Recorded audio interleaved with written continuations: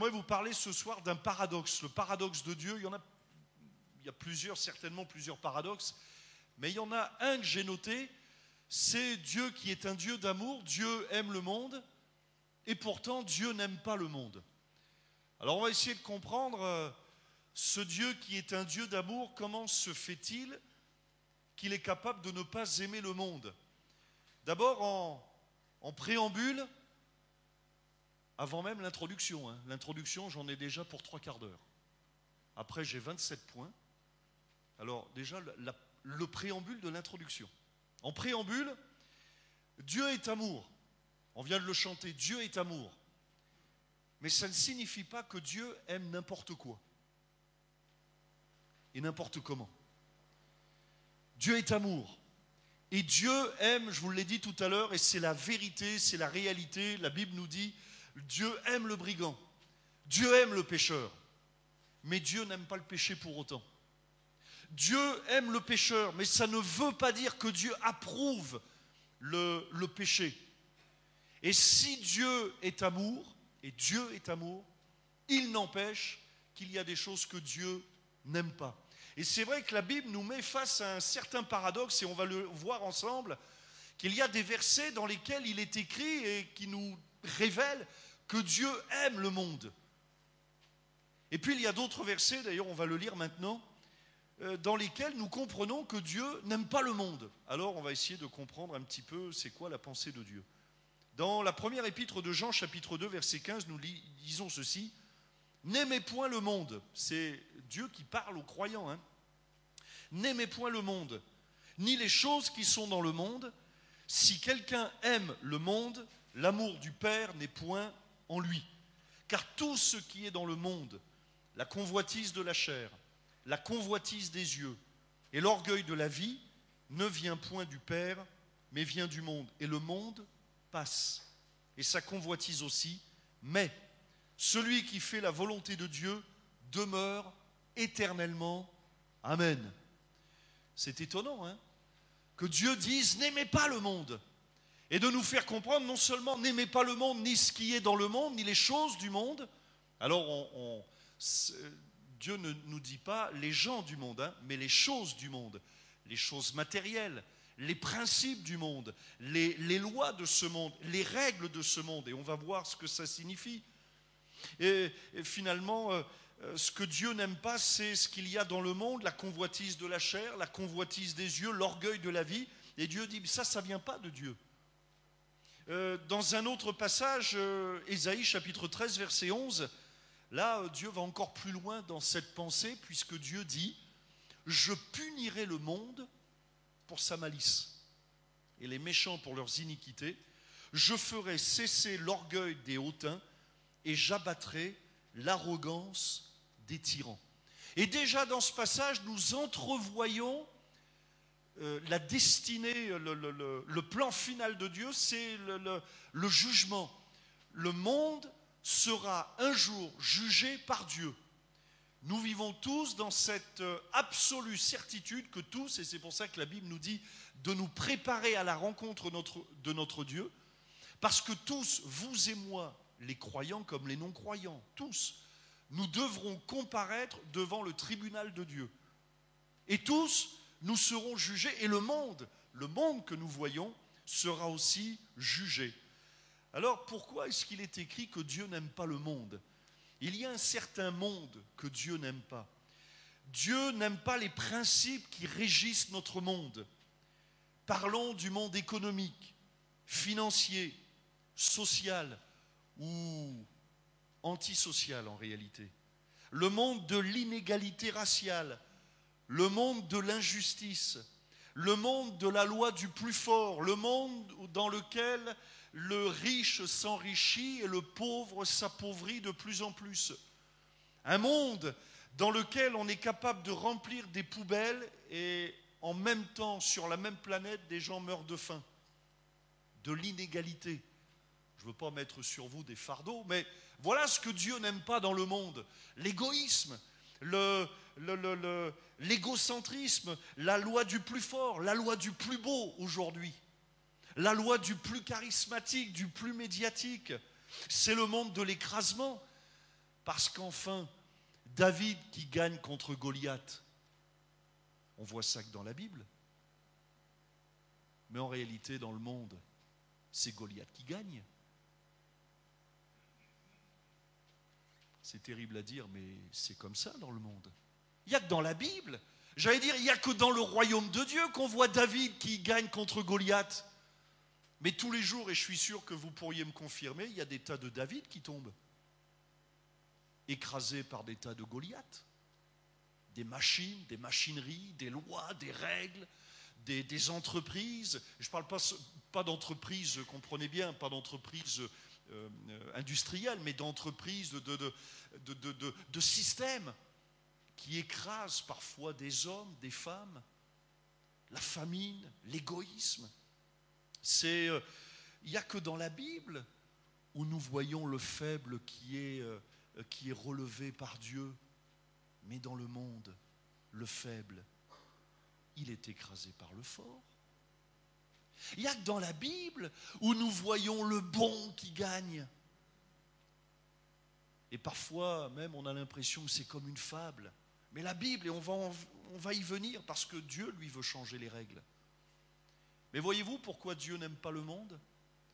Parce que le monde est régi par des lois que Dieu réprouve. C'est dans le monde où nous voyons le méchant qui gagne. Qu'est-ce qu'on voit tout autour de nous et tous les jours aux informations? Encore cette semaine, cette petite fille qui a été retrouvée, vivante mais violée. Voilà ce que Dieu n'aime pas dans le monde. Voilà ce que Dieu n'aime pas dans le monde. Ce monde où le faible est écrasé par le plus fort, où les violents font violence aux plus faibles, où on entend parler de viol, où on entend parler de violence, où on entend des histoires, et ça devient même la mémé qui se fait piquer son sac à main, ça n'apparaît même plus dans le journal tellement c'est anodin. Comme si c'était la normale. Voilà pourquoi il est écrit que Dieu n'aime pas le monde. J'aimerais vous dire, mes amis, que Dieu n'aime pas l'injustice. Dieu n'aime pas voir le malheureux écrasé par le méchant. Dieu n'aime pas voir David être écrasé contre Goliath. D'ailleurs, pourquoi David il gagne contre Goliath? Parce que ça, c'est la loi de Dieu. Ça, c'est le monde de Dieu. Alors, pourtant, dans le monde aussi, c'est le voleur qui s'enrichit. C'est terrible aujourd'hui de voir parfois, et même parfois au niveau de la jeunesse, même les politiques sont bien embêtés, sont bien ennuyés, quand on voit des jeunes qui vendent de la drogue et puis qui s'enrichissent tellement facilement. Et puis à côté de ça, vous avez le gars qui bosse et qui sait que toute sa vie, il aura un salaire de misère s'il trouve du travail. Et puis vous avez le copain qui arrive avec sa grosse BMW. Et lui, il aura vendu une dose de drogue. Allez, une dose par semaine, ça lui suffira pour vivre. Voilà ce que Dieu réprouve. Le monde de l'injustice. Parce que la Bible nous parle du travail, de valeurs, de morale. Mais le monde, et qu'on le veuille ou pas, c'est la réalité. Le voleur s'enrichit. Et il y a aussi ce paradoxe, mais comment se fait-il que le monde soit régi par ces lois-là, puisque le monde a été créé par Dieu? Ça, c'est étonnant aussi. Comment ça se fait? La Bible nous dit dans Jérémie, c'est le monde selon Dieu. Enfin, le monde a été créé par Dieu. Jérémie chapitre 10, verset 12. Il a créé la terre par sa puissance. Il a fondé le monde par sa sagesse. Il a étendu les cieux par son intelligence. Alors pourquoi est-ce qu'on retrouve ces principes qui sont contre la vie de Dieu? Contre la volonté de Dieu? Qu'est-ce qui s'est passé? Eh bien, il s'est passé que le prince de ce monde, c'est le diable. La Bible nous dit dans Matthieu 4, 8 que Jésus est tenté par le diable. Et une des tentations du diable, c'est celle-ci. Le diable le transporta encore sur une montagne très élevée, lui montra tous les royaumes du monde et leur gloire. Et la suite, le diable dira à Jésus, prosterne-toi devant moi et tout ça je te le donne. Et ce jour-là, je peux vous dire, pourtant le diable c'était un fieffé menteur, mais ce jour-là il a dit la vérité. Parce que le diable est le prince de ce monde. Mais alors pourriez-vous me dire, mais comment ça se fait que le diable est le prince de ce monde. Jean chapitre 12, verset 31, maintenant a lieu le jugement de ce monde.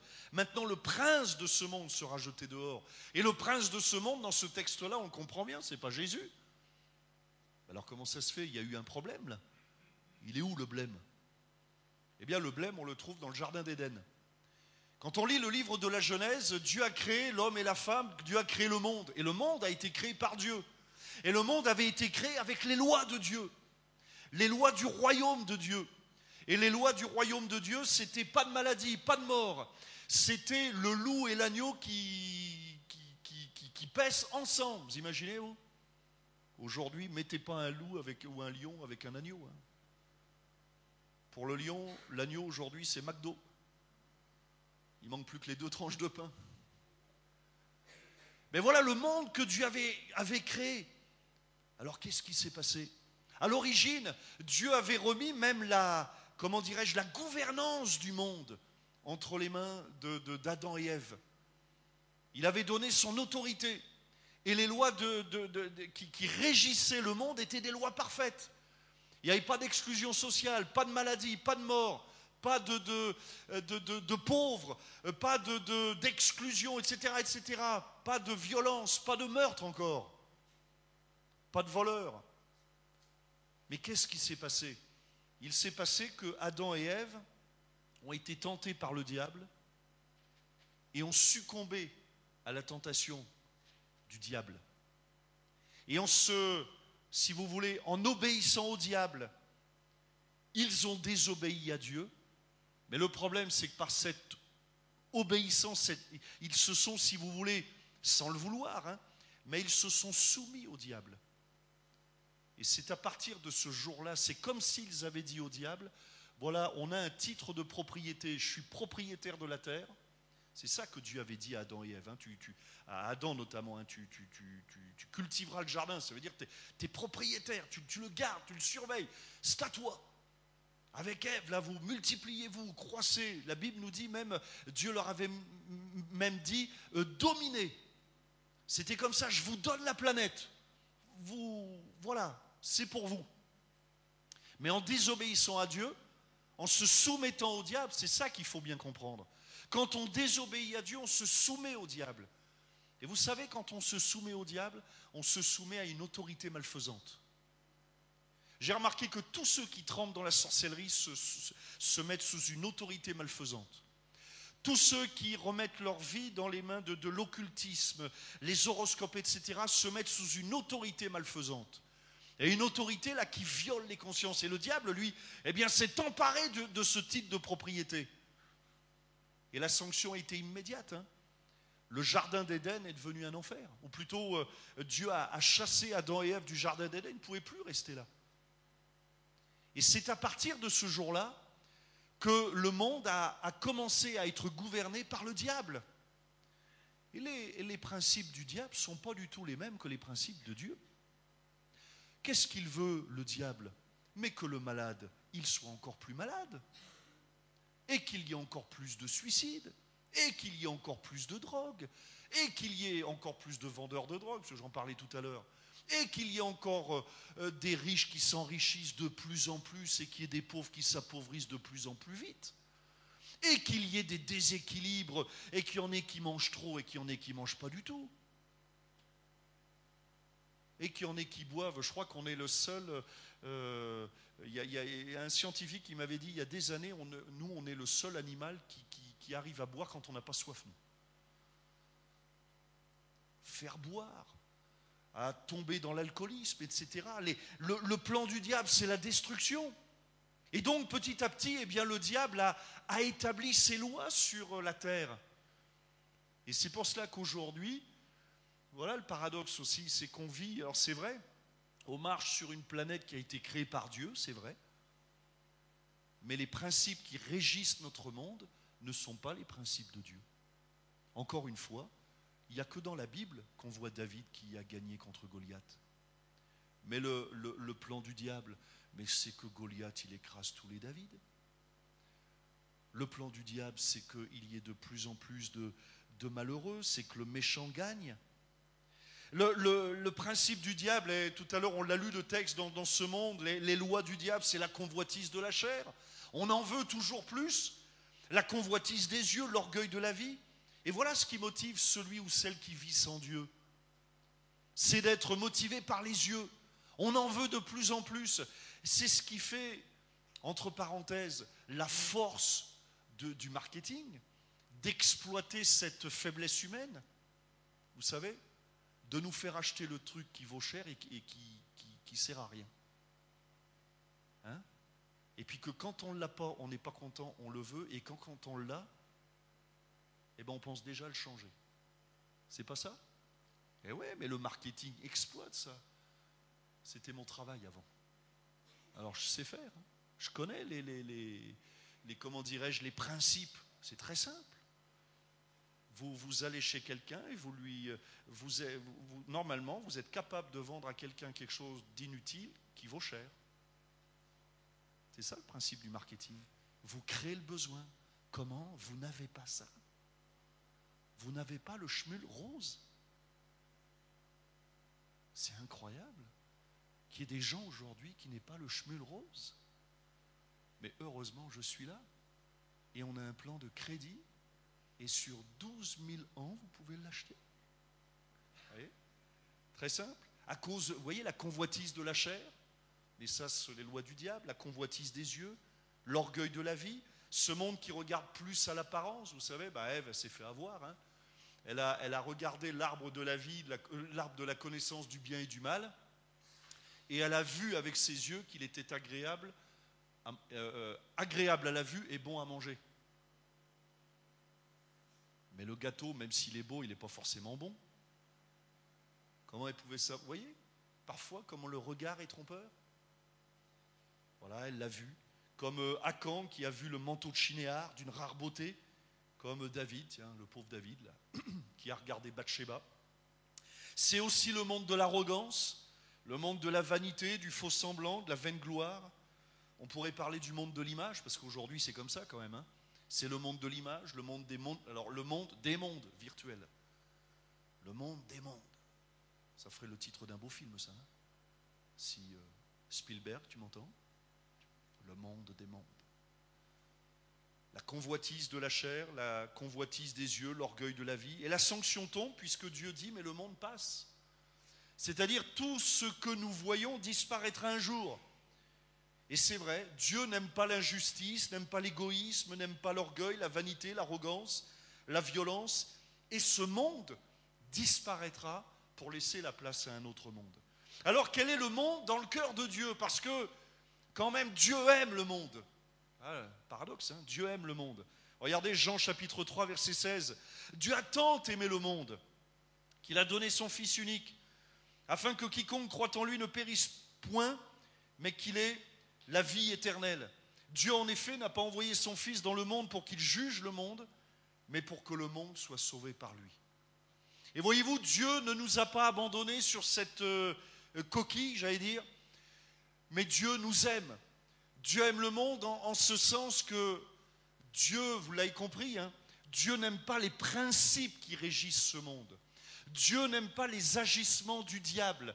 Dieu n'aime pas les lois de ce monde, les règles de ce monde. Dieu n'aime pas quand c'est Goliath qui gagne, quand c'est le méchant qui gagne, quand c'est le voleur qui s'enrichit. Dieu n'aime pas ça. Mais Dieu n'aime pas le péché, mais Dieu aime le pécheur malgré tout. Et la Bible nous dit que Dieu a tant aimé le monde, c'est-à-dire qu'il y a comme un amour supplémentaire, un amour qui va au-delà de sa haine contre le péché, l'amour de Dieu qui passe au-delà de la réprobation qu'il a, de sa désapprobation qu'il a par rapport au péché, et l'amour de Dieu va par-dessus. Là où le péché abonde, la parole de Dieu nous dit que la grâce de Dieu surabonde, ça va par-dessus. C'est-à-dire que Dieu aurait pu être aveuglé par la méchanceté du monde, mais en réalité, Dieu est illuminé par son amour à notre égard. Dieu aime le pécheur. Et parce que Dieu aime le pécheur, Dieu a envoyé Jésus. Et je termine, le monde marqué par la croix. Le psaume 96, verset 13. Devant l'Éternel, car il vient pour juger la terre. Il jugera le monde avec justice et les peuples selon sa fidélité. Dieu a envoyé Jésus. Jésus s'est livré lui-même à la croix du Calvaire. Et à la croix du Calvaire, chose incroyable, extraordinaire, les lois du monde, de ce monde, sont anéanties. À la croix du Calvaire, alors là apparaît le David qui va vaincre contre Goliath. À la loi du Calvaire apparaît la loi de la justice, la loi de la morale, les lois de Dieu vont apparaître à la croix du Calvaire, la loi de la guérison. C'est pour ça que nous, lorsque nous prions pour des malades, au nom de Jésus, des malades peuvent être guéris, parce que c'est la loi de Dieu. Ce n'est pas la condamnation du diable, c'est la loi de Dieu. Lorsque un malheureux se donne à Dieu, il est débarrassé de sa détresse, de sa tristesse. C'est la loi de Dieu. À la croix du Calvaire, Jésus a brisé toutes ces lois de malédiction, d'injustice. Savez-vous qu'aux yeux de Dieu, l'injustice a été vaincue? La preuve en est, c'est que votre prière comme la mienne a autant de valeur. Il n'y a pas d'injustice aux yeux de Dieu. Et dans le royaume de Dieu, j'aime le dire, il n'y a pas d'exclus sociaux. Le salut social n'existera pas dans le royaume de Dieu. Même le salut tout court. Il n'y aura pas d'injustice, pas de violence. Et cette petite fille dont je parlais tout à l'heure, ça n'existera pas de fille violée dans le royaume de Dieu. Parce qu'il n'y aura pas de violence. Justice, égalité. Vous savez, des mots, parfois on le dit, égalité, égalité. Mais elle est où l'égalité? Elle est où l'égalité? On parle aujourd'hui beaucoup et comprenez bien, il n'y a pas de mépris dans mes propos face aux politiques, parce que la Bible nous dit de prier pour les autorités politiques. Et finalement, ils ne peuvent pas tout faire. Mais on parle aujourd'hui beaucoup d'inégalité sociale, d'inégalité. On n'a pas les mêmes chances. On veut que tout le monde ait la même chance. Mais elle est où la même chance? Le gamin qui va naître en Éthiopie, il a la même chance que celui qui va naître chez un milliardaire à Palm Beach? Elle est où la chance là? Elle est où la chance? Elle est où l'égalité là? Il y en a un pour réussir dans la vie, il faudra qu'il se batte, et l'autre pour rater sa vie, il faudra qu'il se batte. Elle est où la chance là? Elle est où l'égalité? Mais dans le royaume de Dieu, il y a l'égalité. Dieu ne rejette personne. Dans le monde, c'est le monde du rejet. Il y a des endroits où vous n'êtes pas conviés. Il y a des endroits où vous n'irez jamais. Il y a des endroits, je vais vous dire quelque chose, ça va peut-être vous faire mal, mais où vous n'existez même pas. Mais dans le royaume de Dieu, j'ai mon nom. Il y a un texte des évangiles qui m'a toujours marqué, c'est l'histoire du riche et de Lazare. On connaît le nom du pauvre. Alors qu'aujourd'hui, les caméras se braquent sur les riches. Le mariage de... Mais le mariage de Lazare, avec Lazarine, il n'y aura pas beaucoup de caméras dessus. Alors elle est où l'égalité là? Elle est où l'égalité là? Comprenez bien, dans mes propos, il n'y a pas de mépris pour les personnes auxquelles vous pouvez penser. Aucun mépris. Parce que je sais que ce sont des âmes que Dieu aime. Mais pas plus elles que moi. Ça va? Mais dans le monde dans lequel nous vivons, ils ont plus de valeur que moi. Moi, je n'ai pas 36 000 caméras quand je prends la voiture. Hein. Vous comprenez? Elle est où l'égalité? Elle est où l'égalité? Mais à la croix du Calvaire, Jésus est venu instaurer l'égalité.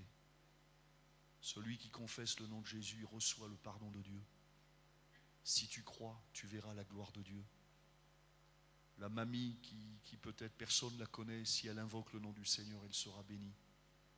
La petite fille, si elle invoque le nom du Seigneur, elle sera bénie, elle sera guérie. Le malheureux dans son coin, s'il invoque le nom du Seigneur, il sera guéri, il sera béni. Et ce qui est extraordinaire, c'est qu'aux yeux de Dieu, on ne se souvient pas du nom du riche. D'ailleurs, Dieu ne donne même pas son nom au riche. Mais on sait qui est le pauvre. Il n'y a que dans la Bible qu'on voit ça, où on note le nom du pauvre. Dans le journal, on ne voit pas le nom du pauvre, on voit le nom des plus riches. Hein, on n'a pas l'annuaire des plus pauvres. Comment il s'appelle l'annuaire des plus riches du monde là? Il y a un annuaire là, Vous n'avez pas ça? Moi, je regarde tous les ans pour savoir si je suis dedans. Vous savez, il y a un annuaire des personnalités, là. Mais vous avez déjà entendu l'annuaire des mendiants, vous? Ça n'existe pas. Et puis, je vais vous dire quelque chose, personne ne l'imprimera jamais. Vous savez pourquoi? Parce que ça n'intéresse personne. Mais ça intéresse le Seigneur. Celui qui invoque le Seigneur. Et c'est ça le message de la croix. Jésus est venu remettre les principes du royaume de Dieu dans notre cœur. C'est Alphonse de Lamartine qui a écrit, pour le chrétien ou pour le philosophe, pour le moraliste ou pour l'historien, ce tombeau, en parlant du tombeau de Jésus, est la borne qui sépare deux mondes. Ce tombeau est le sépulcre du vieux monde et le berceau du monde nouveau. À quel monde nous voulons appartenir? Il y a un monde que Dieu réprouve, le monde du diable, le monde de l'injustice. Mais c'est le monde qui disparaîtra puisque Dieu dit, il passe, il passera, il disparaîtra. Les lingots d'or, ils pourriront. Et dans le ciel, il n'y en aura même plus. À quel monde voulons-nous appartenir? Et à la croix du Calvaire, Jésus nous ouvre la porte d'un nouveau monde, le monde du salut. À la croix du Calvaire, Jésus a pris la condamnation que nous méritions à cause de nos péchés. Et il nous a réouvert la porte du jardin d'Éden, la porte du ciel. Dans quel monde est-ce que nous voulons marcher? Est-ce que nous voulons continuer à marcher dans le monde de l'injustice, dans le monde de l'immoralité, de la perdition? Ou est-ce que nous voulons commencer à marcher sur le chemin du nouveau monde, le monde de la justice, le monde du salut, le monde de la bénédiction, le royaume de Dieu? Jésus est venu pour nous arracher au royaume des ténèbres et nous transporter dans le royaume de son admirable lumière.